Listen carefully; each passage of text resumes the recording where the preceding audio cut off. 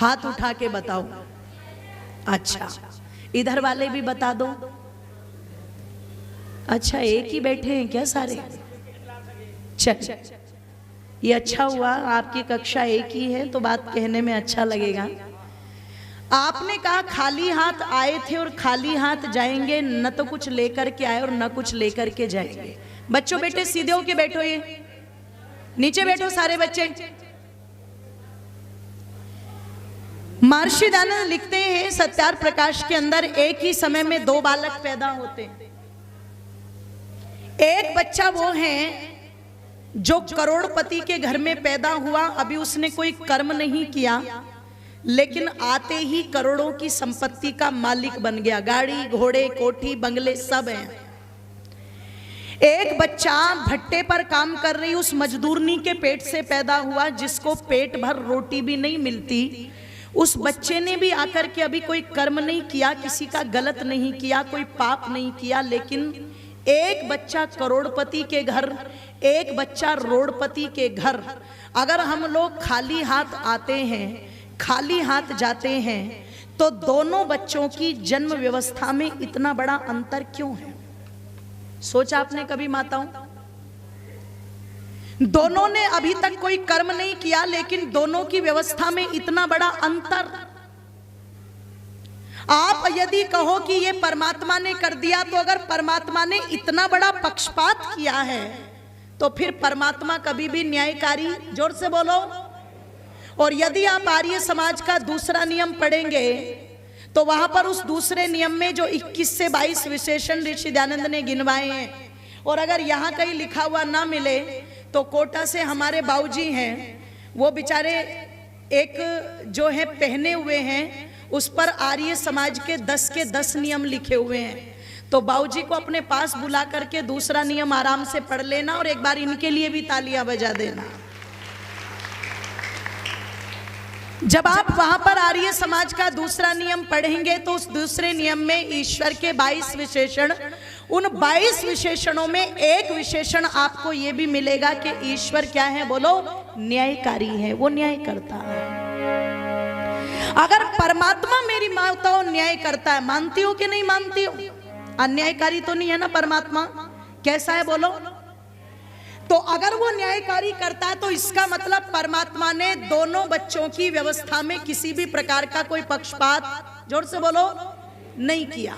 और अगर परमात्मा ने अपनी तरफ से कोई पक्षपात नहीं किया, तो दोनों की व्यवस्था में ये भारी अंतर आया कहां से? तब महर्षि पतंजलि कहते हैं, ना तो हम संसार में खाली हाथ आते और ना हम संसार से खाली हाथ, बोल दो जरा। जब जीवात्मा शरीर को छोड़ करके चलता है, तो सूक्ष्म शरीर इसके साथ चलता है, और उस सूक्ष्म शरीर में जो इसके बचे हुए कर्मों के संस्कार हैं, वो भी इसके, जोर से बोलो, ये सच है कि ये कोठी बंगले आपके साथ नहीं जाएंगे। पूज्य आचार्य जी जो गुरुकुल यहाँ पर बना रहे, और जो इतना पैसा दान का लगा दिया, अपनी दक्षिणा तक जिन्होंने यहाँ पर लगा दी, वो इस ठाट बाट को, इस गुरुकुल को अपने साथ लेकर के नहीं जाएंगे।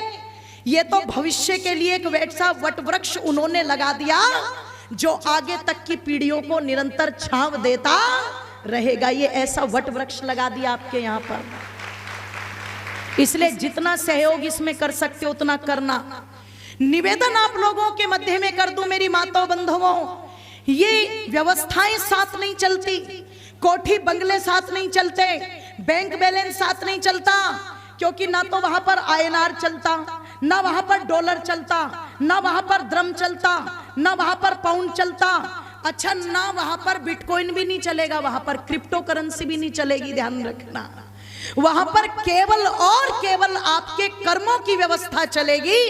इसलिए जो संस्कार जीवात्मा साथ लेकर के जाता है, इससे पता लगा कि जब जीवात्मा चला तो खाली हाथ, जोर से बोलो, आज के बाद बिल्कुल मत कहना, आज के बाद बिल्कुल मत कहना। तुम ऐसे मत बना करो कि एक के पीछे एक और सबने हाथ उठा दिए, हाँ यही सही होगी, लो मैं भी उठा दूं। नकल करने वालों की भारत में कोई कमी नहीं है, पर नकल में भी अकल चाहिए, ध्यान रखना। तो थोड़ी अकल लगा लिया करो। जब जीवात्मा चलता है तो किए हुए संस्कारों को, जोर से बोलो, जो बचे हुए उनको साथ लेकर के चलता है। और जब उधर से परमात्मा की व्यवस्था से शरीर धारण करता है तो महर्षि पतंजलि कहते हैं सदी मूले तद विपाको जाति आयुर्भोगा, 3 चीजें अपने साथ लेकर के आता है। कितनी चीजें बोलो? 3। सबसे पहली है जाति। क्या है बोलो? और जाति वो नहीं है जो तुम मूंछों पर ताव दे करके कहते हो कि मैं राजपूत हूं। कोई अपनी गाड़ी के पीछे लिखवा के चलता है जाट, पता नहीं क्या साबित करना चाहता है ये। कोई गुज्जर, कोई ब्राह्मण है जी, ये जातियां नहीं है, ये तो बीमारी है जो मनुष्य ने बना ली। जाति क्या है? दुनिया में जितने भी घोड़े हैं, आज तक आपने कोई घोड़ा सुना जो कहता हो मैं जाट हूं, मैं गुज्जर हूं, मैं राजपूत हूं? कहता है क्या कोई? आपने कोई गाय को सुना हो कि ये ब्राह्मण है कि कश्यप है? कोई कहता है क्या? बोलो। सारी दुनिया में गायों की जाति, जोर से बोलो, एक। सारी दुनिया में घोड़े की जाति, जोर से बोलो, एक। सारी दुनिया में गधों की जाति, जोर से बोलो। क्यों? इनके जन्म लेने की प्रक्रिया एक है। तो जब इनके जन्म लेने की प्रक्रिया एक है तो इनकी जाति भी। अच्छा, मनुष्य के जन्म लेने की प्रक्रिया एक है या अलग अलग? ऐसा तो नहीं अमेरिका के बच्चे कुछ और तरीके से पैदा होते हो? क्यों जी? तरीका सबका, जोर से बोलो। माता पिता के संयोग से जन्म लेने का जो तरीका है वो एक है, इसलिए सारे भूमंडल पर मनुष्य की जाति भी, जोर से बोलो, एक है।